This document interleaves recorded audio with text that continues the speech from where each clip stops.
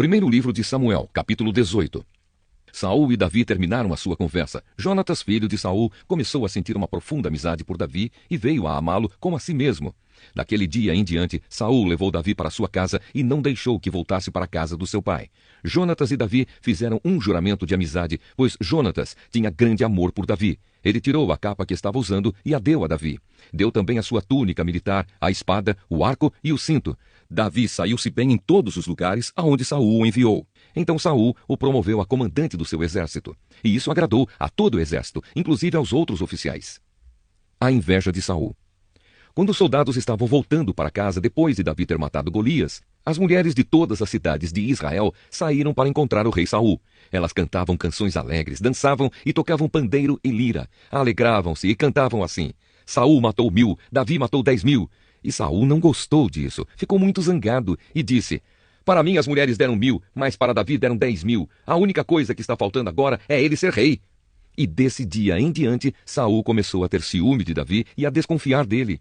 No dia seguinte, um espírito mau mandado por Deus dominou Saul, e ele começou a agir como louco dentro de casa. Davi estava tocando lira, como fazia todos os dias, e Saul estava segurando uma lança. Então Saul pensou assim: vou espetar Davi na parede. E atirou a lança contra ele 2 vezes. Porém, nas 2 vezes, Davi se desviou. O Senhor estava com Davi e havia abandonado Saul. Por isso, Saul tinha medo de Davi. Então Saul o afastou de si, pondo-o como oficial comandante de 1000 homens. Davi comandava os seus soldados na batalha, e tudo o que fazia dava certo, pois o Senhor estava com ele. Saul viu o sucesso de Davi e ficou ainda com mais medo dele. Mas em Israel e em Judá, todos amavam Davi porque ele era um líder corajoso. Davi casa com a filha de Saul. Então Saul disse a Davi: aqui está Merabe, a minha filha mais velha. Eu a darei em casamento a você, com a condição de que você me sirva como soldado valente e fiel, e lute nas batalhas de Deus, o Senhor. Saul pensava que desta maneira os filisteus matariam Davi, e assim não teria ele mesmo de fazer isso. Davi respondeu: quem sou eu e quem é a minha família em Israel para que eu seja genro do rei? Mas quando chegou a época de Merabe ser dada em casamento a Davi, ela foi dada a um homem chamado Adriel, da cidade de Meolá. Porém Mical, a outra filha de Saul, apaixonou-se por Davi. E quando Saul soube disso, ficou contente. Ele pensou: vou dar Mical em casamento a Davi, e ela servirá como uma armadilha para que ele seja... Carta aos Romanos, capítulo 16. Saudações pessoais. Eu recomendo a vocês a nossa irmã Febe, que é a diaconisa da igreja de Sencreia. Recebam essa irmã em nome do Senhor, como deve fazer o povo de Deus. Deem a ela toda a ajuda que precisar, pois ela tem ajudado muita gente e a mim também. Mando saudações a Priscila e ao seu marido Áquila, meus companheiros no serviço de Cristo Jesus. Eles arriscaram a sua vida por mim. Sou muito agradecido a eles, e não somente eu, mas também todas as igrejas dos que não são judeus. Saudações também à igreja que se reúne na casa deles. Saudações ao meu querido amigo Epênito, que foi o primeiro a crer em Cristo na província da Ásia. Saudações a Maria, que tem trabalhado muito por vocês. Saudações a Andrônico e à irmã Júnia, meus patrícios judeus que estiveram comigo na prisão. Eles são apóstolos bem conhecidos e se tornaram cristãos antes de mim. Saudações a Ampliato, meu querido irmão no Senhor, e também a Urbano, nosso companheiro de trabalho no serviço de Cristo, e ao meu querido amigo Estaques. Saudações a Apeles, um irmão que tem dado muitas provas da sua fé em Cristo. Saudações ao pessoal da família de Aristóbulo. Saudações a Herodião, meu patrício judeu, e aos irmãos no Senhor da família de Narciso. Saudações a Trifena e a Trifosa, irmãs que trabalham no serviço do Senhor, e à minha querida amiga Pérside, que também tem trabalhado muito para o Senhor. Mando saudações a Rufo, trabalhador que tem se destacado no serviço do Senhor, e à mãe dele, que sempre me tratou como filho. Saudações aos irmãos Assíncrito, Flegonte, Hermes, Patrobas, Hermas e a todos os irmãos que estão com eles. Saudações a Filólogo e a Júlia, a Nereu e a sua irmã, ao irmão Olimpas e a todas as pessoas do povo de Deus que estão com eles. Cumprimentem uns aos outros com um beijo de irmão. Todas as igrejas de Cristo mandam saudações a vocês. Conselhos finais. Meus irmãos, peço que tomem cuidado com as pessoas que provocam divisões, que atrapalham os outros na fé e que vão contra o ensinamento que vocês receberam. Afastem-se dessas pessoas, porque os que fazem essas coisas não estão servindo a Cristo, o nosso Senhor, mas a si mesmos. Por meio de conversa macia e com bajulação, eles enganam o coração das pessoas simples. Todos sabem como vocês têm sido fiéis ao Evangelho e por isso eu me alegro por causa de vocês. Quero que sejam sábios a respeito do que é bom e não tenham nada a ver com o que é mau.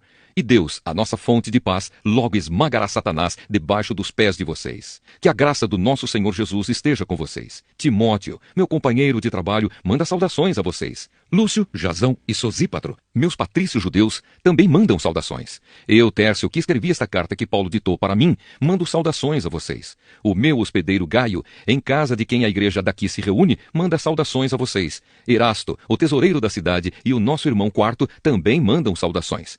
Que a graça do nosso Senhor Jesus Cristo esteja com todos vocês. Amém. Louvor a Deus. Louvem a Deus, pois Ele pode conservar vocês firmes na fé, de acordo com o evangelho que eu anuncio, isto é, a mensagem a respeito de Jesus Cristo, e de acordo também com a verdade secreta que nunca foi revelada no passado. Porém, essa verdade foi revelada agora, por meio daquilo que os profetas escreveram, e por ordem do Deus eterno, ela se tornou conhecida em todas as nações, para que todos creiam e obedeçam. Ao Deus único e sábio seja dada glória para sempre, por meio de Jesus Cristo. Amém. Lamentações, capítulo 3. Castigo, arrependimento e esperança. Eu sou aquele que sabe o que é sofrer os golpes da ira de Deus. Ele me levou para a escuridão e me fez andar por caminhos sem luz. Com a sua mão me bateu muitas vezes, o dia inteiro. Deus fez envelhecer a minha carne e a minha pele e quebrou os meus ossos. Em volta de mim, ele construiu um muro de sofrimento e amargura. Ele me fez morar na escuridão, como se eu estivesse morto há muito tempo. Deus me amarrou com pesadas correntes. Estou na prisão e não posso escapar. Grito pedindo socorro, mas ele não quer ouvir a minha oração. Não posso seguir em frente, pois com grandes blocos de pedra ele fechou o meu caminho. Deus tem sido para mim como um leão de tocaia, como um urso pronto para atacar. Ele me afastou do caminho, me fez em pedaços e depois me abandonou. Ele armou o seu arco e fez de mim o alvo das suas flechas. As flechas atiradas por Deus entraram fundo na minha carne. O dia inteiro as pessoas riem de mim. Elas zombam de mim nas suas canções. Deus me encheu de comidas amargas e me fez beber fel até eu não poder mais. Ele esfregou o meu rosto no chão e quebrou os meus dentes nas pedras. Já não sei mais o que é paz e esqueci o que é felicidade. Não tenho muito tempo de vida e a minha esperança no Senhor acabou. Eu lembro da minha tristeza e solidão, das amarguras e dos sofrimentos. Penso sempre nisso e fico abatido. Mas a esperança volta quando penso no seguinte: o amor do Senhor Deus não se acaba e a sua bondade não tem fim. Esse amor e essa bondade são novos todas as manhãs. E como é grande a fidelidade do Senhor. Deus é tudo o que tenho, por isso confio nele. O Senhor é bom para todos os que confiam nele. O melhor é ter esperança e aguardar em silêncio a ajuda do Senhor. E é bom que as pessoas aprendam a sofrer com paciência desde a sua juventude. Quando Deus nos faz sofrer, devemos ficar sozinhos, pacientes e em silêncio. Devemos nos curvar humildes, pois ainda pode haver esperança. Quando somos ofendidos, não devemos reagir, mas sim suportar todos os insultos. O Senhor não rejeita ninguém para sempre. Ele pode fazer a gente sofrer, mas também tem compaixão, porque o seu amor é imenso. Não é com prazer que ele nos causa sofrimento ou dor. Deus sabe quando, neste país, os prisioneiros são massacrados sem compaixão. O Deus Altíssimo sabe quando são desrespeitados os direitos humanos que ele mesmo nos deu. Sim, o Senhor sabe quando torcem a justiça num processo. Ninguém pode fazer acontecer nada se Deus não quiser. Tanto as coisas boas como as más acontecem por ordem do Deus Altíssimo. Por que nos queixamos da vida quando somos castigados por causa dos nossos pecados? Examinemos seriamente o que temos feito e voltemos para o Senhor. Abramos o nosso coração a Deus que está no céu e oremos assim: ó Deus, nós pecamos, nos revoltamos e não nos perdoaste. Tu ficaste irado conosco, nos perseguiste, nos mataste sem dó nem piedade. Tu te cercaste de nuvens para que as nossas orações não chegassem a ti. Fizeste com que as nações olhassem para nós como se fôssemos um monte de lixo e refugos. Somos insultados por todos os nossos inimigos. Temos vivido no meio de medos, perigos, desgraças e destruição. Dos meus olhos correm rios de lágrimas, por causa da destruição do meu povo. Sem parar, os meus olhos vão derramar lágrimas, até que o Senhor olhe lá do céu e nos veja. O meu coração sofre muito quando penso no que vi acontecer com as mulheres da minha cidade. Os meus inimigos, que não tinham razão para me odiar, me caçaram como se eu fosse um passarinho. Eles me jogaram vivo num poço e o taparam com uma pedra. A água subiu acima da minha cabeça e eu pensei: estou perdido. Do fundo do poço gritei pedindo a tua ajuda. Ó Senhor, roguei que me escutasses. E tu ouviste o meu grito. No dia em que te chamei, chegaste perto de mim e disseste: não tenha medo. Ó Senhor, tu vieste me socorrer e salvaste a minha vida. Julga a meu favor, ó Senhor, pois conheces as injustiças que tenho sofrido. Tu sabes como os meus inimigos são vingativos e conheces os planos que fazem contra mim. Ó Senhor Deus, tu ouviste os seus insultos e conheces todos os seus planos. Tu sabes que o dia inteiro falam contra mim e planejam me prejudicar. Tu vês que, em todos os momentos, eles zombam de mim. Ó Senhor, dá-lhes o que merecem. Castiga-os pelo que têm feito. Amaldiçoa-os e faze com que eles caiam no desespero. Persegue-os na tua ira, ó Senhor, e acaba com eles aqui na terra.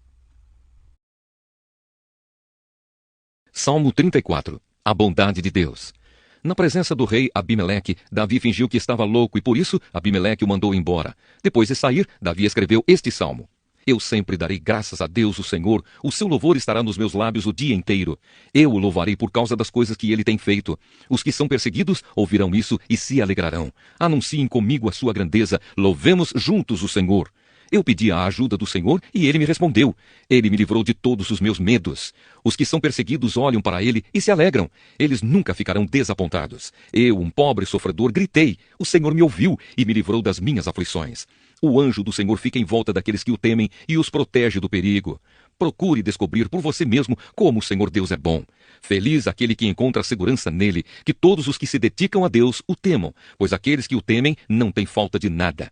Até os leões não têm comida e passam fome, porém não falta nada aos que procuram a ajuda do Senhor. Venham, meus jovens amigos, e escutem, que eu os ensinarei a temer a Deus, o Senhor. Vocês querem aproveitar a vida? Querem viver muito e ser felizes? Então procurem não dizer coisas más e não contem mentiras. Afastem-se do mal e façam o bem. Procurem a paz e façam tudo para alcançá-la. Deus cuida das pessoas honestas e ouve os seus pedidos, mas ele é contra os que fazem o mal, e assim, quando morrem, eles são logo esquecidos. Quando as pessoas honestas chamam o Senhor, ele as ouve e as livra de todas as suas aflições. Ele fica perto dos que estão desanimados e salva os que perderam a esperança. Os bons passam por muitas aflições, mas o Senhor os livra de todas elas. Ele os protege completamente. Nenhum dos seus ossos é quebrado. Os maus serão mortos por causa das suas maldades. Aqueles que odeiam os bons serão castigados. O Senhor Deus salva a vida dos seus servos. Aqueles que procuram a sua proteção não serão condenados.